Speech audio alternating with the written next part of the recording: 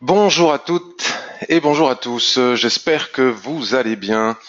Alors, je vois que le son et l'image sont OK, donc très content. Bonjour Brigitte, bonjour Fred, bonjour Anthony, comment vas-tu? Sylvain, l'autre Brigitte, Slimane, trois Brigitte, dites donc. Donc bonjour les Brigitte, bonjour Citeline, bonjour à tout le monde. Donc il y a des personnes qui sont en train d'arriver. Donc je voudrais commencer cette revue de marché par une petite annonce. Si vous êtes inscrit sur la newsletter, vous savez que vous pouvez vous inscrire ici via la newsletter ou encore ici. Il y a une nouvelle loi GDRP, je sais pas trop quoi, qui impose d'envoyer aux personnes qui sont inscrites au bout d'une année à une newsletter, de leur envoyer un mail en leur demandant de bien vouloir confirmer le fait qu'elles continuent à vouloir être inscrites à la newsletter. Donc, euh, la solution que j'utilise pour mon site web a décidé d'envoyer automatiquement et sans me prévenir, donc je suis très fâché contre eux, une newsletter, d'envoyer à tout le monde cette fameuse newsletter. Le problème, c'est qu'ils n'étaient pas du tout prêts. D'abord, ils auraient pu me prévenir. Et secondo, ils n'étaient pas du tout prêts à le faire dans le sens où ça ne fonctionne pas du tout. Vous êtes très nombreux à vous être réinscrits en utilisant ce lien et ça ne marche pas. Il y a des gens que ça les réinscrit automatiquement et d'autres gens, ça ne les réinscrit pas. Ça crée des doublons, ça renvoie vers une page 404 qui n'existe pas. Enfin, c'est un peu la cata. D'autant plus quand on connaît l'importance d'une newsletter. D'un point de vue commercial, c'est pas génial, et puis surtout d'un point de vue informatif, surtout c'est totalement catastrophique. Donc je vous demande s'il vous plaît, même si vous avez reçu ce mail, que vous l'ayez reçu ou que vous ne l'ayez pas reçu, de ne pas tenter de vous réinscrire manuellement en disant tiens je me suis réinscrit et je ne suis plus sur la newsletter, parce que ça ne fonctionne pas non plus et ça ne fait que créer des doublons, des triplettes, etc. dans les adresses email. C'est un peu le chaos. Donc je suis en train de voir avec l'assistance technique parce que je paye quand même relativement cher les services de cette plateforme. Évidemment, comme toujours dans ce genre de cas, c'est eux qui se fâchent et c'est eux qui se montrent susceptibles et qui sont pas contents. Donc je suis en train de réfléchir à d'autres solutions. Je vais prendre un prestataire de service qui lui aussi est payant, mais enfin c'est comme ça et pas donné d'ailleurs, hein, presque 1 000 € par an. Euh, qui va du type Sarbacane, Mailjet ou je sais pas trop quoi, où je vais réorganiser ça différemment avec une autre solution. Donc pour le moment, il faut me laisser le temps de trouver des solutions. De toute façon, j'en ai pas à 3000. Je suis en train d'étudier tout ce qu'il est possible de faire. Et merci de ne pas vous réinscrire automatiquement si vous étiez inscrit, enfin manuellement, parce que ça sert à rien. Donc merci de votre compréhension, de votre patience. Donc il y a donc beaucoup de personnes qui n'ont pas été informées comme d'habitude puisqu'ils n'ont pas reçu la newsletter. Vous étiez 2000 à recevoir la newsletter, vous n'êtes plus que 450, c'est pour vous dire s'il y a un problème. Donc forcément, il y a énormément de gens qui n'ont pas été prévenus de cette newsletter. Bon, mais c'est pour ça qu'en attendant, n'hésitez pas à utiliser le forum et surtout à aller regarder de temps en temps sur mon compte Twitter parce que si j'ai une information importante, bah, du coup je la bascule sur le compte Twitter puisque c'est le canal qui me reste d'informations immédiates. Voilà, ça c'est fait et ça c'est dit. Donc, je regarde si vous avez des questions. En attendant, je vous laisse lire l'avertissement sur les risques qui vous indique que le trading de devises, de CFD, d'actions futures et tout ce que vous voulez, SRD, etc., etc., options comporte un haut niveau de risque et que de ce fait, il est possible de gagner ou perdre plusieurs fois le montant de son capital initial, etc., etc. Je vous laisse bien prendre conscience et bien lire tout ça. Et j'en profite aussi pendant que vous lisez cela, si vous avez besoin que je vous le renvoie pour les personnes en particulier qui n'ont pas la formation, puisque c'est un des chapitres de mes différentes formations. Vous avez ici un article que j'ai écrit sur le money management qui s'affiche et qui vous explique un petit peu les bases absolues du money management et surtout qui explique qu'Ishimoku, chartisme, moyenne mobile ou tout ce que vous voulez, si vous n'appliquez pas un strict money management en y respectant les règles de base, de toute façon, il me semble illusoire de vouloir ne pas perdre en trading. Vous perdrez quoi qu'il arrive, ou alors vous serez vraiment des cracks de la bourse. Il y en a quelques-uns. Donc Donc c'est très important le money management et la gestion du risque si on ne veut pas perdre en bourse, et cela indépendamment de l'outil d'analyse technique. Maintenant que nous avons vu cela, je regarde donc si vous avez des questions. Bonjour Robert. Est-ce que le transfert se fera automatiquement pour ceux qui sont encore inscrits? Oui, vous inquiétez pas, toutes les bases de données des mails des personnes qui étaient inscrites et non inscrites et non réinscrites, je les ai. Donc à un moment ou à un autre, je ne sais pas combien de temps ça va prendre, vous recevrez un email, mais je vous préviendrai et tout se fera automatiquement. Alors, Isor, bonjour Isor. Alors, n'hésite pas Isor, comme je le dis, alors peut-être tu n'as pas reçu la newsletter. Si vous avez des demandes d'analyse technique, il est préférable, s'il vous plaît, pour le confort de tous et en tout cas le mien, de me les demander par email la veille. Donc ça tombe bien parce que tu me demandes GBP GPI et AUD GPI, et ça fait partie, notamment l'AUD GPI, des demandes d'analyse qui m'ont été faites par email, mais je ferai aussi avec plaisir le GBP JPY. RGPD, voilà, RGPD, les nouvelles lois RGPD. Ça sème un petit peu le chaos dans les petits sites comme le mien. Alors, très bien, nous allons pouvoir maintenant passer à l'analyse. Alors, je vous demande quelques instants. Ok, ça, c'était tout à l'heure. Bim. Alors, par mail, j'ai reçu des demandes d'analyse sur l'AUD GPI, yen japonais, que ce soit en swing ou pour le day trading, le GBP USD pour le swing trading, l'action Farming Group. Et c'est tout ce que l'on m'a demandé aujourd'hui. En même temps, c'est normal puisqu'il y a énormément de personnes qui n'ont pas pu recevoir la newsletter pour les raisons que j'indiquais au début. Donc on va commencer par AUD GPI. Avant de commencer, à 10 heures, c'est-à-dire actuellement, il y a une conférence de presse, enfin plutôt un discours de Mario Draghi, je ne sais pas dans quel cadre, je ne sais pas pourquoi ni comment. En tout cas, je sais qu'il y a un discours de Mario Draghi. Je me mets ici, on va rafraîchir la page, tac, F5, c'est bien, c'est super, ça fait de la pub pour des brokers chypriotes. Alors, nous avons discours de Monsieur Draghi là actuellement. Donc je ne pense pas que ce soit un discours d'une importance cruciale, hein, moins qu'après une conférence de presse de la BCE suite au taux. Mais un discours de Draghi reste un discours de Draghi. Il suffit d'une petite phrase, d'un petit mot pour que ça bascule dans tous les sens.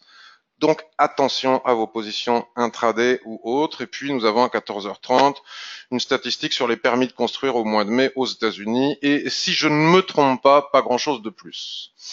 Cependant, l'important n'est pas franchement là, mais toujours et encore avec la guerre commerciale que se livrent les États-Unis avec la Chine et le monde entier, en particulier avec la Chine.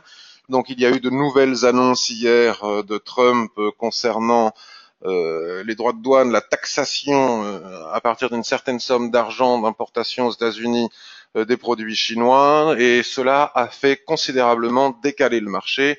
On peut notamment le regarder, là je suis sur une unité de temps 4 heures, on va basculer sur le SP500, et bon c'est pas beau ce jaune là, ça fait mal aux yeux, bon celui-là n'est pas beaucoup mieux mais un petit peu moins intense. Donc vous voyez hier à 23 heures les prix sont montés à, attendez, il faut que je bouge, voilà, les prix sont montés à 23 350, et ce matin nous sommes à 24 000, attendez je dis des bêtises, 25 350, c'est très impressionnant. Et 24 500, c'est-à-dire qu'on a perdu 1000 points dans la, voilà, depuis ces nouvelles annonces de Trump. Si on regarde hier, nous étions à 25 000 et ce matin nous sommes à 24 500. Donc 500 points ont été perdus depuis. Si on regarde le DAX, il y a un joli gap hein, qui est bien mignon.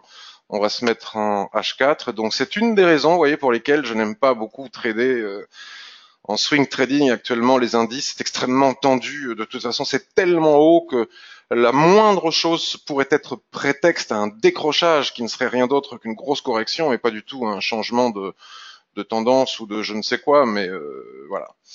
Il faut faire attention. Néanmoins, pour les scalpers, puisque nous avons maintenant dans l'équipe de plus en plus de scalpers, je pense à Anthony en particulier, à Denis Zim sur le forum qui scalpe. Donc pour les débutants, je répète tous les jours, je reçois des mails de personnes qui me disent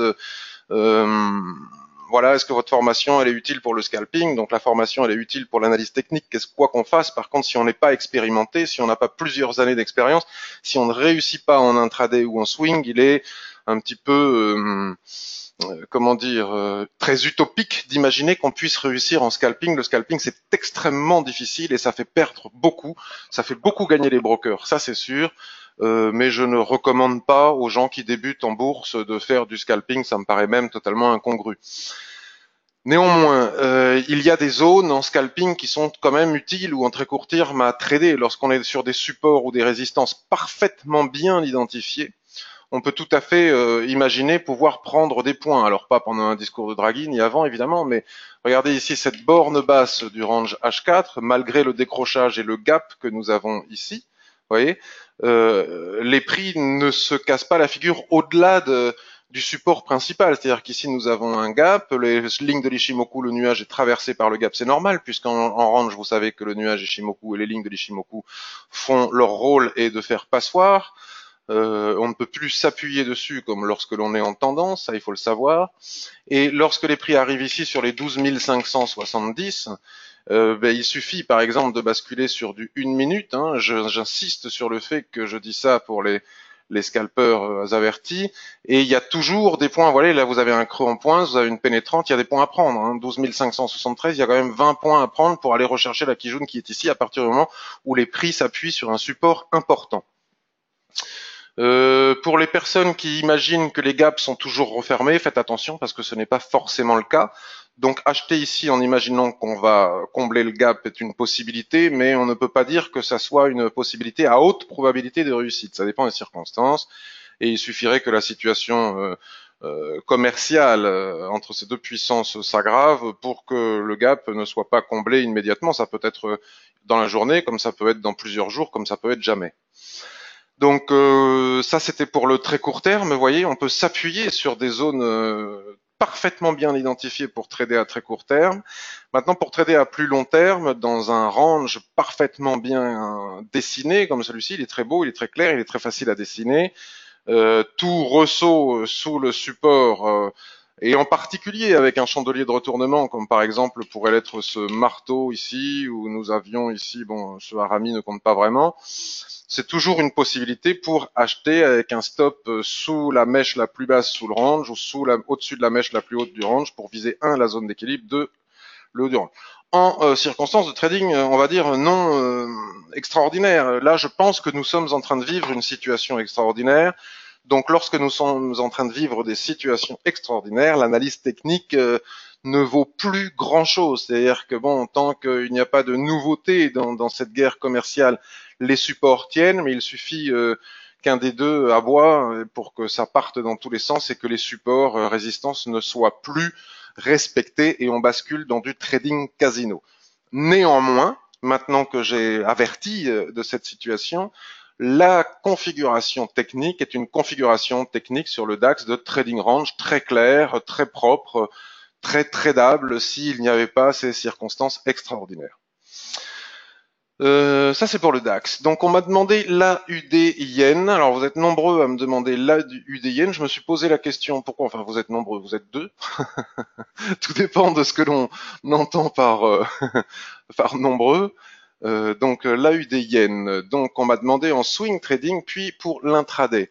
Donc l'AUD Yen, si on bascule sur un graphique hebdomadaire, vous voyez ce rectangle qui est ici, nous l'avions dessiné ensemble depuis plusieurs semaines maintenant. Suite à la pénétrante que nous avions eue ici sur la borne basse de cette dérive latérale, les prix ont retracé de 50% du mouvement baissier qui les a conduits du haut vers le bas du range, autrement dit la Kijun-sen. On peut considérer cela comme une rotation partielle dans le range. Vous savez, si vous avez la formation, les fameuses rotations partielles dans le range.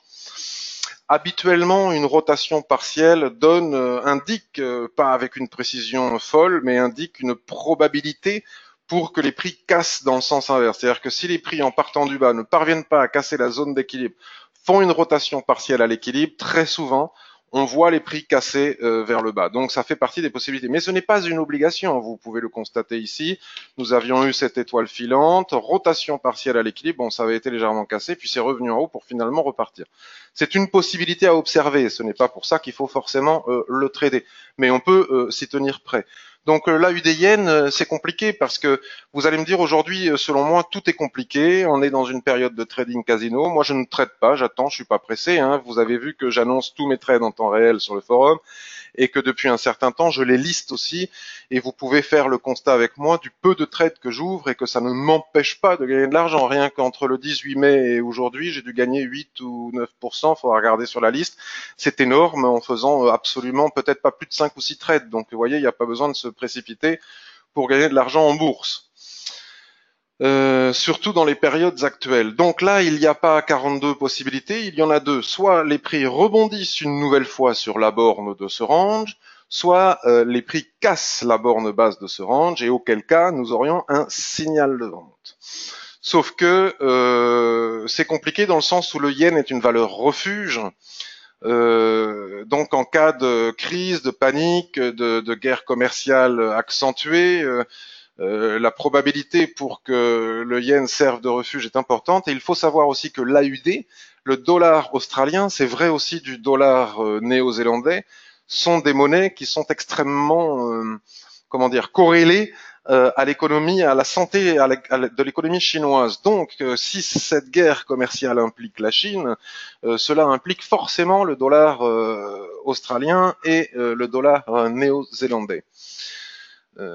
Puisque une grande partie des exportations, si ce n'est la quasi-totalité des exportations de matières premières de ces pays, se font vers le géant chinois. Donc c'est la raison aussi pour laquelle on voit décrocher l'AUD et le NZD-USD, notamment face au yen et aussi contre d'autres monnaies.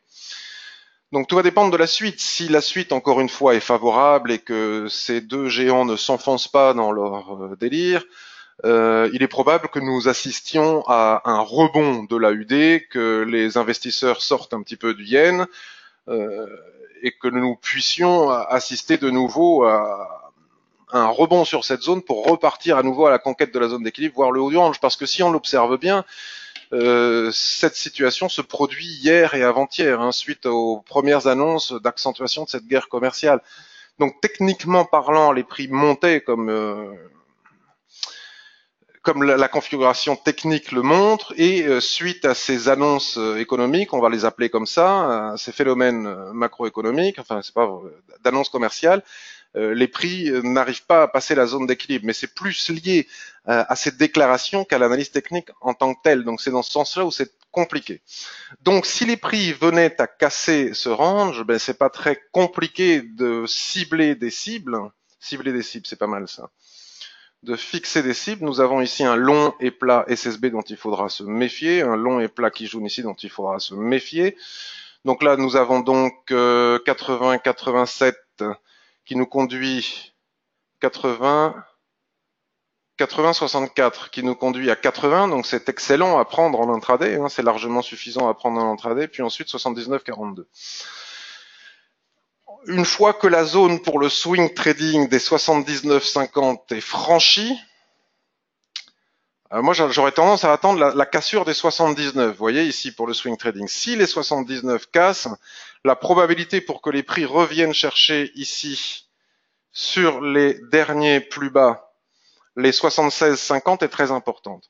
Donc en cas de cassure, on va dire des 79, je pense qu'il est possible de viser les 76,46. Je précise que je ne donne pas de signaux ni de conseils en investissement, je dis ce que je vois avec l'Ishimoku pour vous montrer comment est-ce que j'utilise l'Ishimoku, ce qui est tout à fait différent. Maintenant, faire l'analyste, c'est une chose, dire les prix peuvent arriver à 77, 76,50, c'est une chose. Ce qui est beaucoup plus compliqué, c'est d'être trader et d'entrer avec le bon timing. Vous pourrez voir sur le forum hier que des copains, des membres du forum ont fait des très bonnes analyses, mais alors le timing d'entrée en position n'allait pas du tout. Et c'est certainement une des complications les plus importantes du trading. Comme vous pouvez le constater ici, les prix, l'accélération baissière suite aux déclarations de guerre commerciale douanière est très très très importante. Donc déjà, on ne vend pas lors d'une accélération baissière, puisqu'à tout moment, on peut prendre le repli.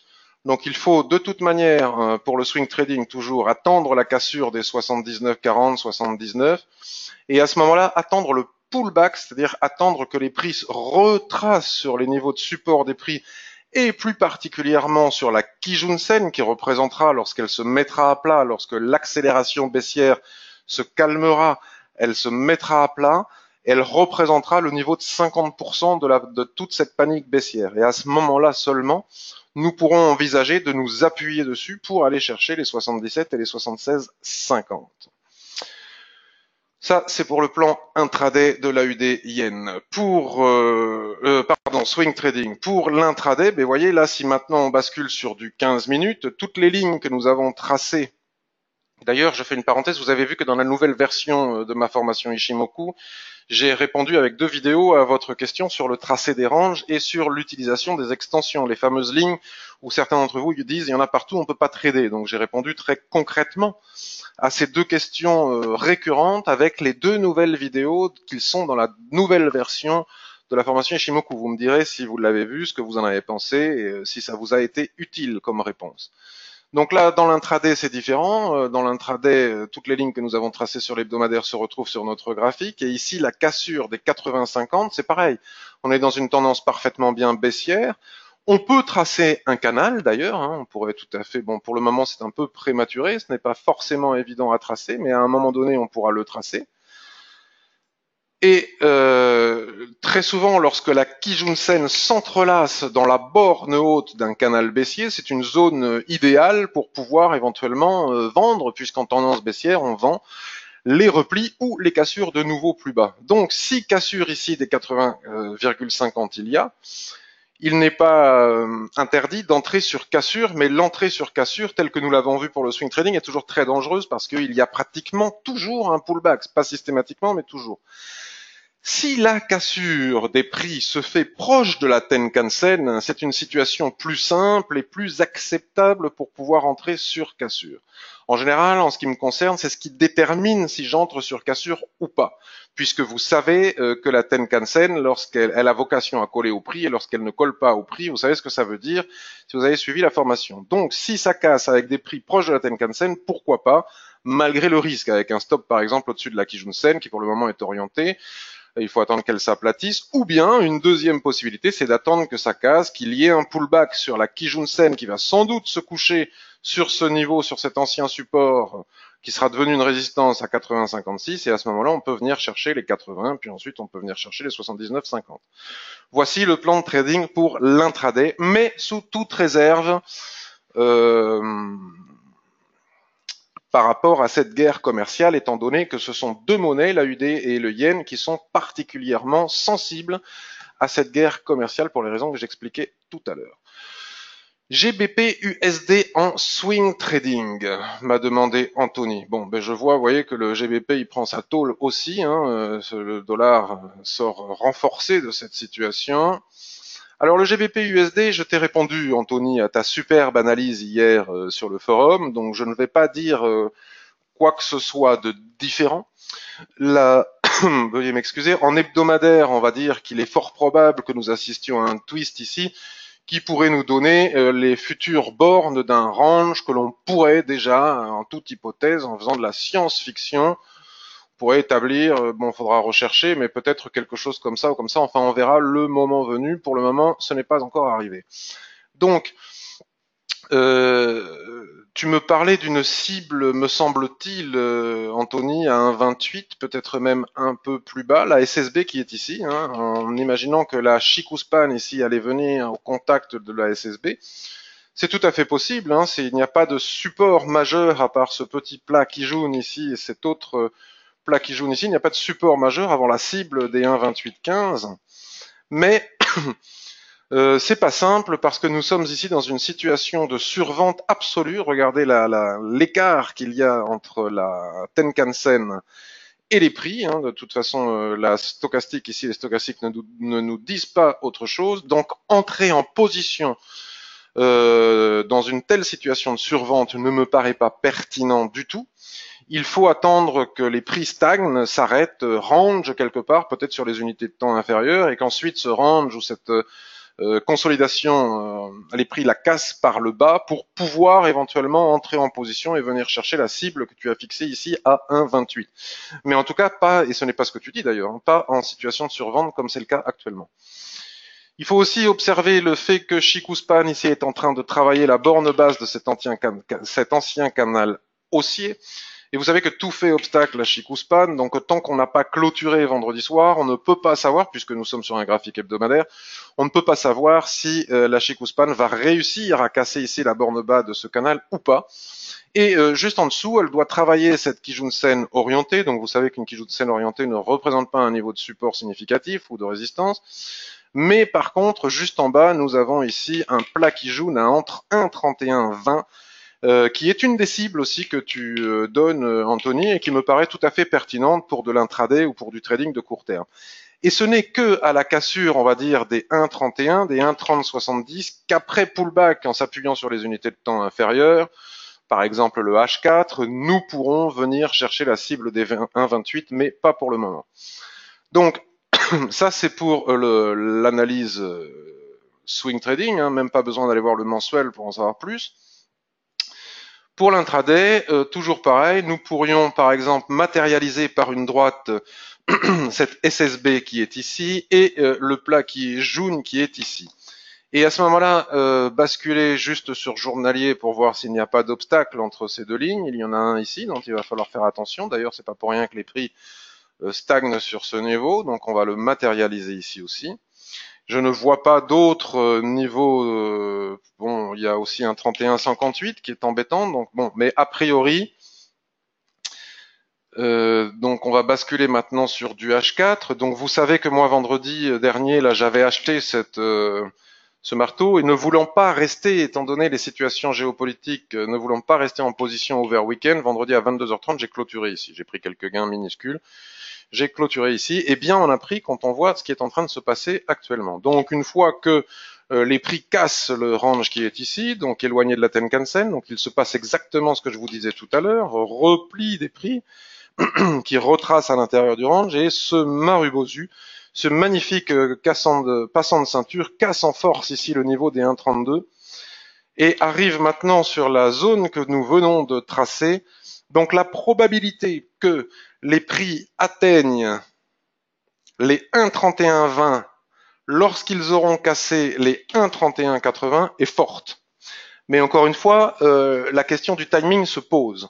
C'est-à-dire que suite à cette accélération, il ne convient pas d'entrer en position. Donc par exemple, nous pourrions maintenant basculer sur du 15 minutes et observer ce qui se passe sur le 15 minutes. Ça me paraît être un timing convenable pour pouvoir éventuellement entrer en position pour faire ce trade. Vous voyez que suite à le repli des prix après la cassure de la borne basse du range H4 que je vous ai montré précédemment, les prix sont entrés comme ça en dérive latérale, la dérive latérale est cassée en force, il y a une accélération qui conduit les prix loin de la Tenkan-sen et de la Kijun. Tout cela s'oriente à la baisse, nous voyons un nuage très très fin quand même qui nous parle aussi, hein, qui nous indique une faible volatilité passée. Donc si les prix venaient à casser, donc on a dit le niveau des 1,31,78, personnellement, moi, j'attendrais encore une fois un pullback sur les lignes de l'Ishimoku qui vont redescendre. Il se peut aussi qu'il y ait une période de range. Et soit je vends la borne haute de ce probable range pour viser les 1,31,20, soit il n'y a pas de période de range, les prix cassent, se replient sur la Kijun-sen qui va s'aplatir à un moment donné quelque part par là ou ici parce que c'est souvent le cas. Et à ce moment-là, s'il y a un chandelier de retournement ou de clôture en clôture 15 minutes, sur ce niveau de Kijun-sen ou sur un autre niveau de l'Ishimoku qui pourrait apparaître, là j'ai pas de boule de cristal pour vous dire de quel niveau il peut s'agir, à ce moment-là, je pourrais envisager de vendre pour aller chercher le niveau des 1,31,20. Mais pas avant. Là maintenant, c'est un petit peu vendre les accélérations baissières, c'est faire une très bonne analyse et perdre le trade parce qu'on entre trop tôt, on entre avec un mauvais timing.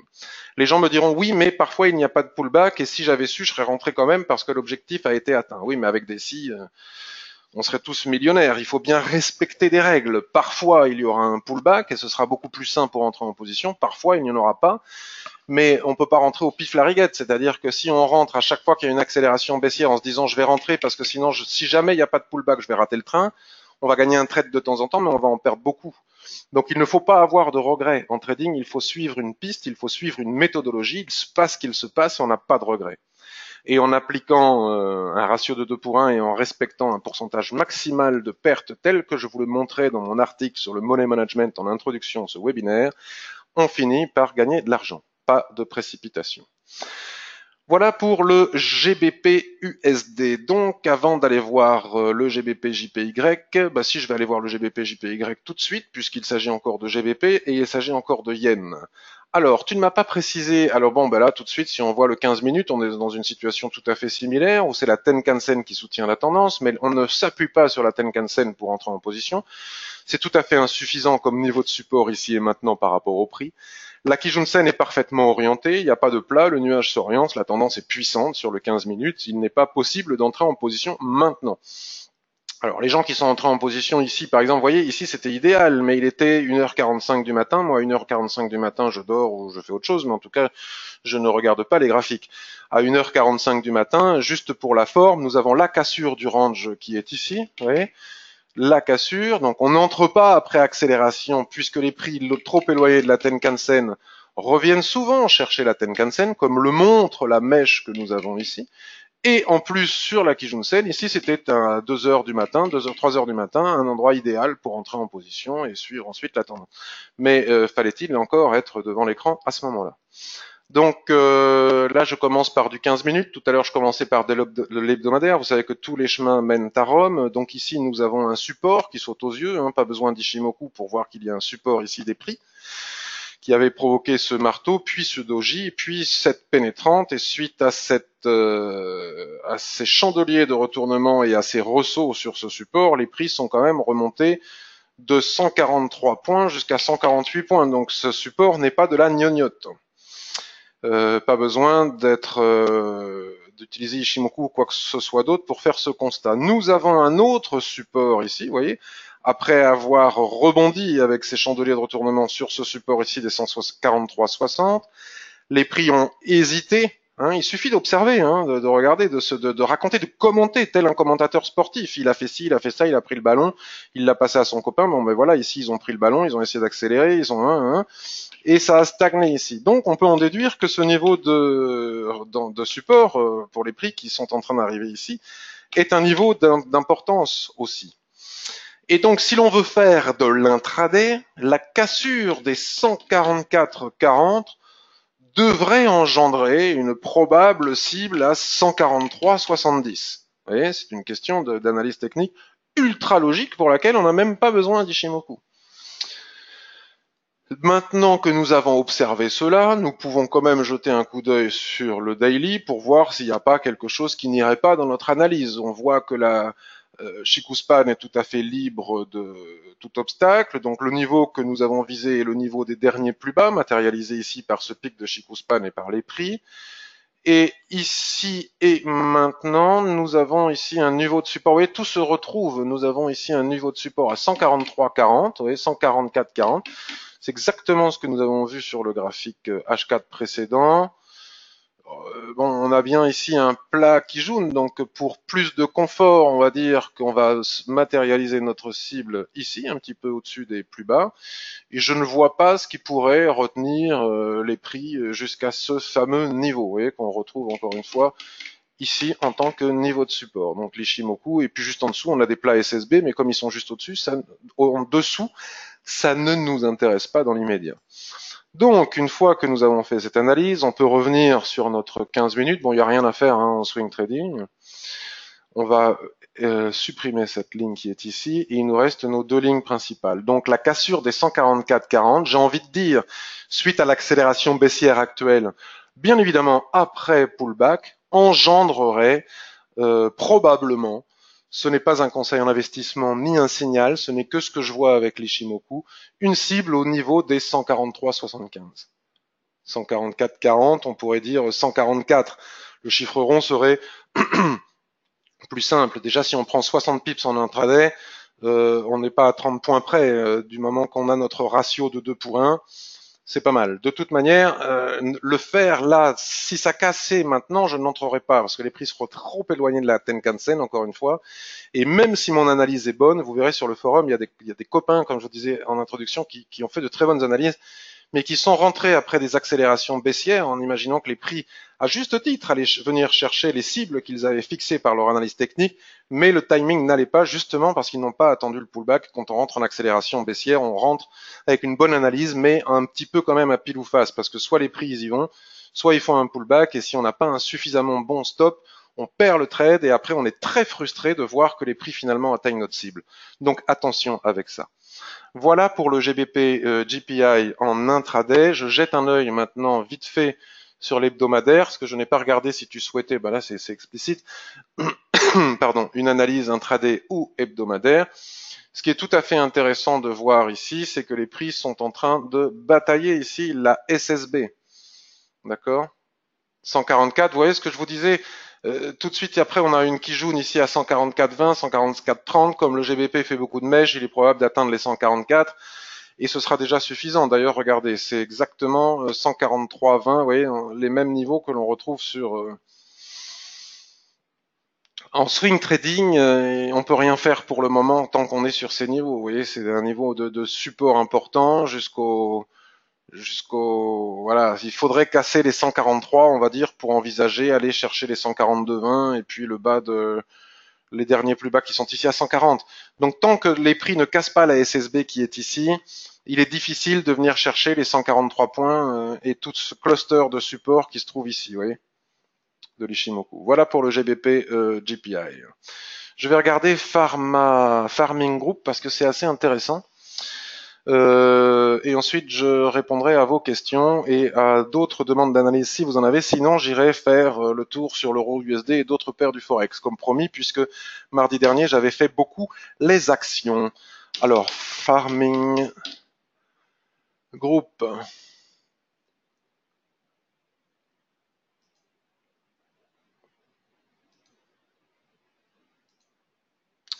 Alors, Luc me dit qu'il lui semble probable que les prix atteignent les 2,27. Les 2,27 euros.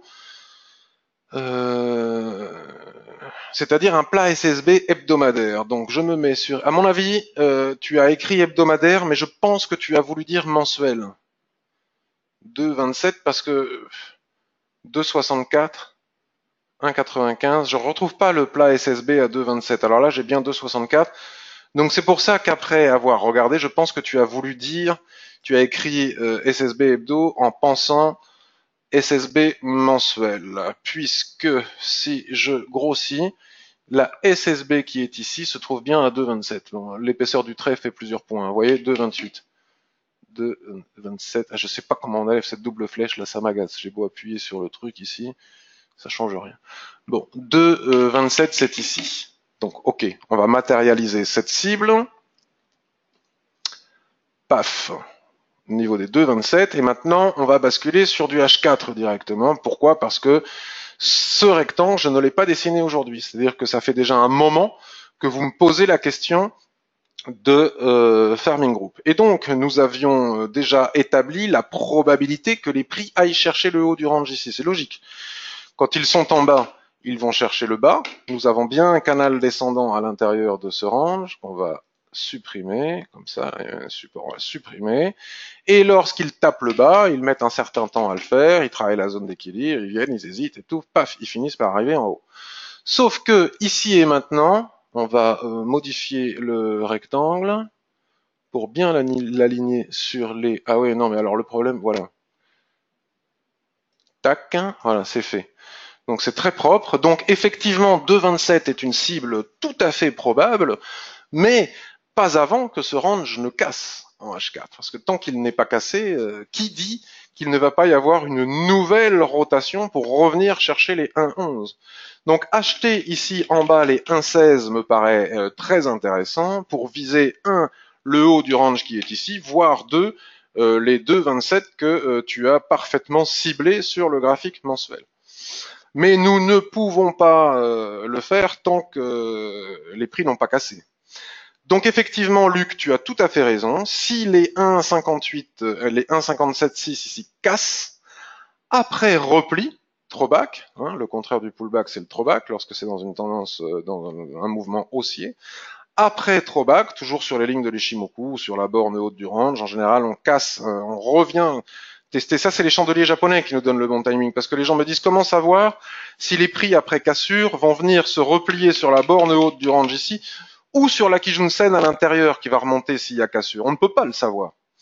Mais par contre, on peut établir des probabilités grâce aux chandeliers japonais. C'est-à-dire que s'il y a throwback sur l'ancienne borne haute du range ici, et que sur cette ancienne borne haute de range, nous avons des chandeliers de retournement haussier, on peut établir la probabilité que le pullback, on va dire le throwback, va s'arrêter sur ce niveau, et c'est le bon niveau sur lequel s'appuyer pour pouvoir entrer en position. Toujours l'histoire du timing. Par contre, si les prix cassent ce niveau, ben on peut pas rentrer, c'est pas possible. Donc à ce moment-là, il faudra attendre que les prix reviennent chercher la Kijun, parce que très souvent, ils se replient soit sur l'ancienne borne de range, soit sur la Kijun qui est à l'intérieur du range. Et sur la Kijun qui est à l'intérieur du range, si nous avons des chandeliers de retournement, on peut établir la probabilité que le throwback va se terminer là. Mais étant donné qu'il y a la borne haute du range juste au-dessus, on ne peut pas savoir si elle va casser ou pas de nouveau. Donc à ce moment-là, on attend que les prix, on établit la probabilité grâce au repli sur la Kijun avec des chandeliers de retournement haussier, et on attend que les prix cassent la borne haute du range pour pouvoir à ce moment-là entrer en position et aller chercher notre objectif, puisque nous aurons compris qu'il s'agissait d'un throwback et non pas d'une réintégration de range. Encore une fois, c'est une question d'analyse, d'observation, de logique et de déduction.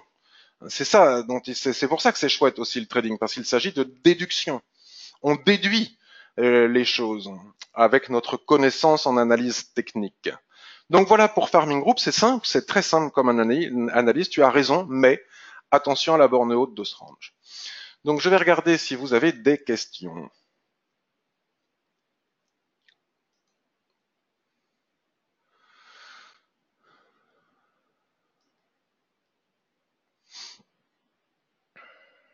Bonjour Bruno. Fred, c'est surtout la version au risque qui l'emporte pour le moment vu les tensions commerciales, exactement ce que l'on dit depuis le début, Fred, de ce webinaire. Alors Nicolas, mon TP est à 140,20. Alors Nicolas, tu me parles de quelle paire? Parce que je me rappelle plus, peut-être est-ce toi qui m'as parlé de... Faut que tu me précises, Nicolas, de quoi tu me parles? Nicolas, je vois pas.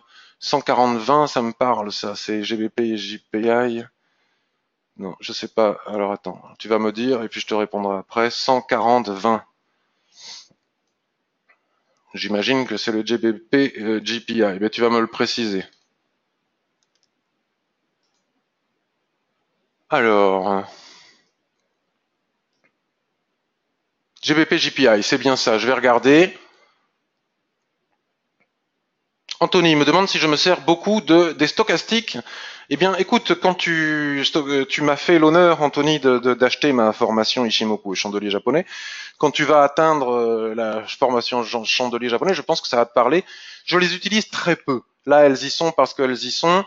Je les utilise principalement en trading de très court terme. Quand je fais du scalping, ce qui est très très rare, là, donc dernièrement, j'ai dû m'amuser à en faire un peu, donc je les ai mises. Mais sinon, lorsque je fais de l'intraday ou comme ça, j'ai pas besoin des stochastiques. Après, vous savez que je suis un adepte des chandeliers japonais et il y a une configuration qui est excellente en chandelier japonais. C'est lorsque vous avez au même moment, d'ailleurs, je suis en train de faire développer un Pro Screener pour détecter ce genre de configuration. Lorsque vous avez au même moment, là, je cherche où est-ce qu'il y en a. On va chercher pour te répondre concrètement. Après, j'ai vu qu'il y avait des questions. Alors. Par exemple ici, lorsque nous avons au même moment des stochastiques en surachat et qu'au même moment nous avons une configuration en chandelier japonais de retournement, c'est souvent une configuration extrêmement intéressante avec de fortes probabilités de réussite. Donc comme tu peux le constater ici, nous avons un doji, une étoile filante, nous avons ici un avalement et au même moment nous avons les stochastiques en situation de surachat.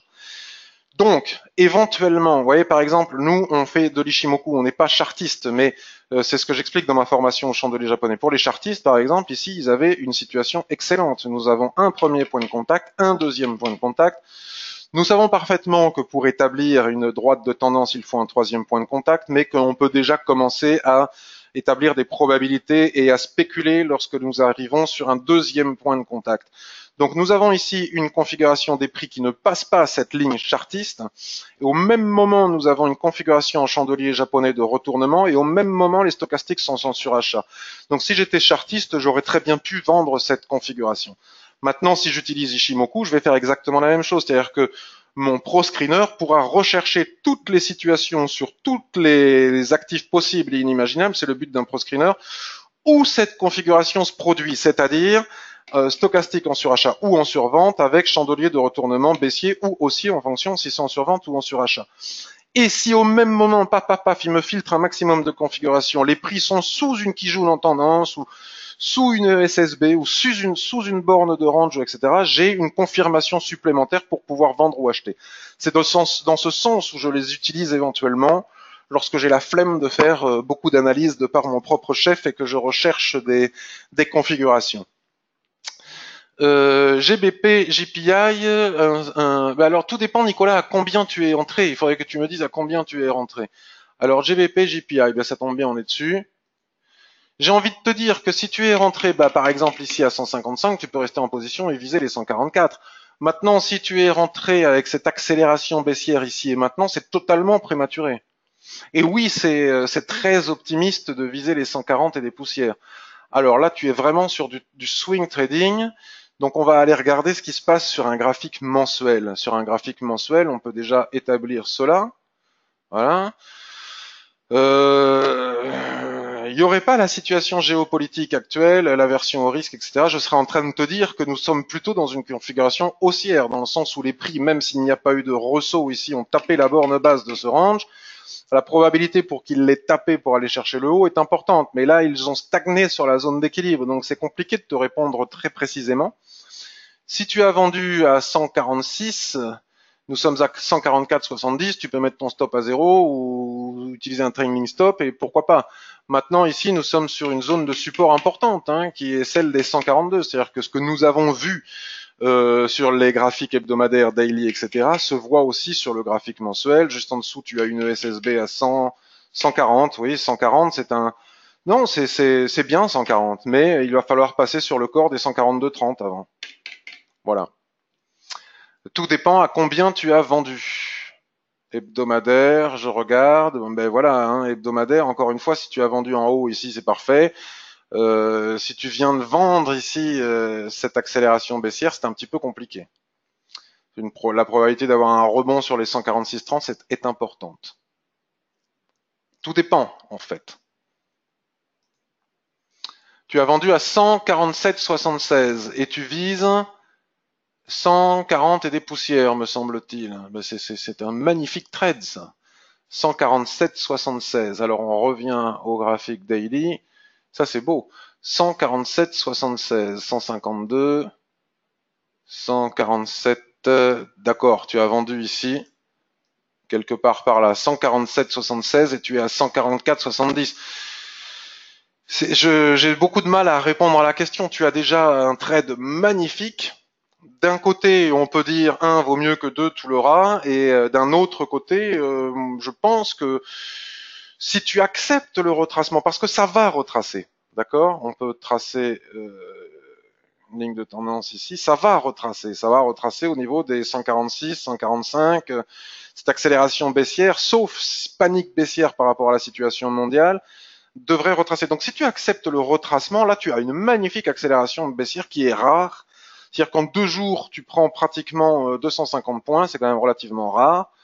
Si tu acceptes le retracement, que les prix reviennent chercher les 146 ou comme ça, tu peux rester en position pour viser à minima les 143. Et au niveau des 143, tu verras bien, si tu as un chandelier de retournement, tu sors de position et tu encaisses les bénéfices. Tant que tu n'as pas de chandelier de retournement explicite, il n'y a pas de raison de sortir de position. Voilà pour ma réponse. Alors, je dois filer, me dit Anthony. À bientôt. Euh, Alors, j'avais une question. Avec plaisir, Isor. Ah, Ilienne, c'est Isor, Ilienne. Je me demandais qui était Ilienne. C'est Isor. Donc, Kevin a une question. Marteau sur euro-USD. Vu le climat politique en Allemagne et le discours de Draghi, penses-tu qu'il soit judicieux de rester safe plutôt que d'entrer malgré ce marteau? Oui, Kevin, c'est ce que je dis depuis le début de ce webinaire. Mais plus que Draghi et l'Allemagne, c'est plutôt la guerre commerciale Trump qui fait bouger le marché actuellement. Alors, euro-USD, marteau en 15 minutes. Euro-USD. Allons voir l'euro-USD. Euro-USD. Alors, sur un niveau de support bien identifié, hein, puisque je l'ai tracé ici, c'est pas pour rien. 1,1548. Je vais la voir, ma zone, les amis. Tout le monde me dit, mais non, ça ira pas. Vous savez que je vais vous montrer ce que j'attends, moi. Donc, pour ceux qui ne suivent pas, parce que c'est un roman, une série dont je parle depuis des semaines et des semaines et des semaines, et je suis content parce que un petit peu contre l'avis global et général, je pense que le marché va me donner satisfaction. Et après, je te réponds à ta question très concrètement. Nous avons ici, suite au bazooka de Mario Draghi, donc soit vous connaissez l'histoire du bazooka, soit vous ne la connaissez pas. Mais Mario Draghi a sorti un jour ce que tout le monde a appelé un bazooka, et le bazooka de Mario Draghi a provoqué cette chute vertigineuse que nous avons ici. Et comme je vous le disais, à un moment donné, les accélérations baissières, ça stagne. Et à partir du moment où les prix sont entrés au niveau des 1,14, ils sont venus chercher ici les 1,04. Et à partir de là, nous étions en février 2015, nous avons eu un range, une dérive latérale qui a duré plus de 2 ans. Et nous sommes sortis de cette dérive latérale le 17 juillet 2017. À la sortie de cette dérive latérale, j'avais dit on va chercher les 1,20 puis les 1,25. Nous sommes allés chercher les 1,20 puis les 1,25. C'est Ishimoku qui me l'a dit, hein, c'est pas moi. Tout le monde a dit pas du tout, la parité. Et depuis que nous avons atteint les 1,25, beaucoup de personnes, et à juste titre, suite à l'analyse qui est juste, leur analyse technique est très très juste sur le graphique mensuel et autres, les gens disent 1,27, 1,30, je sais pas quoi. Et moi je dis ce que je vous disais au début, c'est-à-dire que ça peut mettre une semaine, un jour, 2 jours ou 30 minutes, mais un range qui dure 2 ans, il faut bien lui laisser le temps pour que les prix y reviennent. Lorsque l'on jette les prix au-dessus d'un range, ils se comportent comme un boomerang, c'est-à-dire que très souvent, ils reviennent chercher à minima la borne basse de cet ancien range qui a été cassé. C'est très rare que cela ne se produise pas. Et c'est une zone que j'attends patiemment, c'est-à-dire les 1, on n'est plus très loin, hein, on est à 100 points. Les 1,1450, 1,1470, donc là, pareil, sur les unités de temps inférieures, je ne suis pas en train de donner un conseil en investissement, j'explique mon plan qui n'engage que moi. Si sur les unités inférieures, lorsque les prix atteindront, si ils veulent bien les atteindre, ce que je crois et j'espère, les 1,1450, c'est-à-dire cette ancienne borne haute du range hebdomadaire dont je viens de vous parler, avec chandelier de retournement sur les unités de temps inférieures et en dehors de tout conflit géopolitique, etc., bien évidemment, j'envisage d'acheter pour repartir à minima chercher, par exemple, les 1,20, puis encore une fois les 1,25. Tel est mon plan. Et tout le monde me dit on n'ira pas. Bon, le but du jeu n'est pas d'avoir tort ou raison, c'est juste amusant, c'est entre copains comme ça on s'amuse. Donc ça, je le vois maintenant, donc j'en parle. Donc pour en revenir au marteau dont tu me parlais, alors déjà on va essayer de voir pourquoi est-ce que j'ai tracé un support ici qui a l'air de bien fonctionner. Donc ici on ne le voit pas. En journalier, qu'est-ce qui m'a fait tracer ce niveau de support? Nous avons ici un autre support à 1,1536 et puis nous avons un... Bon écoutez, je ne sais pas pourquoi j'ai tracé un support ici, mais en tout cas je l'ai tracé, s'il y est, c'est pas pour rien.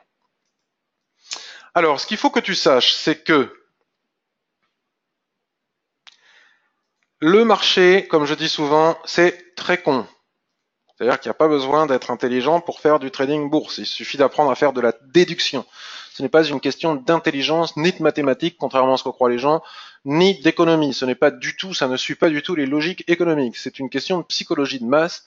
C'est-à-dire que les prix vont là où tout le monde voit une cible. Donc lorsqu'il y a un support des prix comme celui-ci, on voit bien le support des prix qui est ici, on ne peut pas ne pas le voir. À 1,1533, vous voyez, pas besoin d'Ishimoku, 1,1533.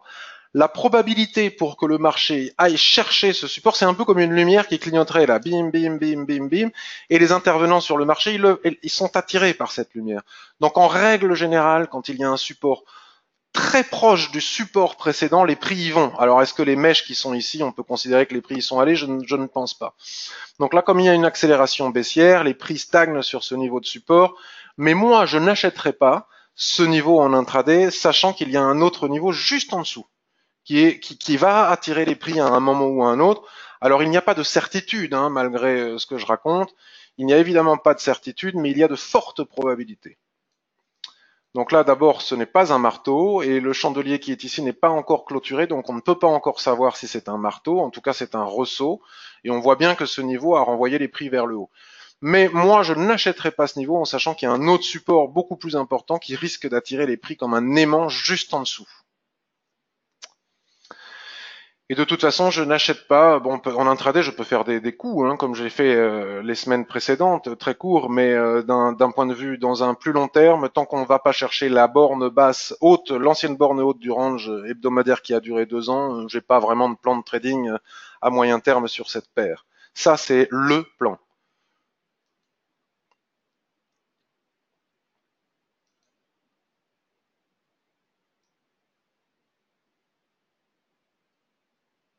Je regarde les questions, c'est pour ça qu'il y a un silence, excusez-moi. Non, il n'y a aucun souci, Kevin, c'est avec plaisir. J'ai surfé sur le bazooka. Jackson sur le forum. Bonjour, Jackson. Eh bien, écoutez, je vois qu'il n'y a pas d'autres questions. Je vais regarder USD Yen et ensuite je vais vous laisser. USD Yen est une paire que je surveille aussi beaucoup. Donc là, je suis sur de l'hebdomadaire. 109,82. Ouais, bon.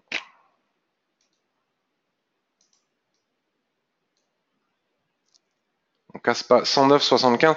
Moi, je continue à penser que les prix peuvent aller chercher les 111. C'est pour ça que j'observe avec attention l'USD Yen. Excusez-moi pour le temps que... Voilà. C'est une configuration qui m'attire. Maintenant, je suis aussi capable de voir, puisque je les ai affichés là, le surachat qu'il y a là. Voilà, ça m'attire, mais vu les circonstances, je vais m'abstenir, parce que je sais que l'analyse technique, actuellement, étant donné les circonstances actuelles, le soleil est en train de revenir sur la France. Moi, j'ai envie de dire, éteignons les écrans et allons nous promener le temps que tout cela se calme. On n'est pas pressé, il n'y a pas besoin de faire 42 trades par jour pour gagner de l'argent en bourse. Je pense que je vais m'arrêter avec cette belle pensée. Donc il ne me reste plus qu'à vous souhaiter une excellente journée et une très très très bonne semaine. Je vous remercie de la gentillesse que vous avez à suivre ces revues de marché. Je vais la publier sur YouTube, donc comme toujours, n'hésitez pas à m'aider à la faire connaître, à la diffuser sur Twitter, à les réseaux sociaux, la partager, etc., etc. Et je me reste plus qu'à vous re-souhaiter de nouveau une excellente journée. Merci beaucoup. À bientôt à tous. Bye bye.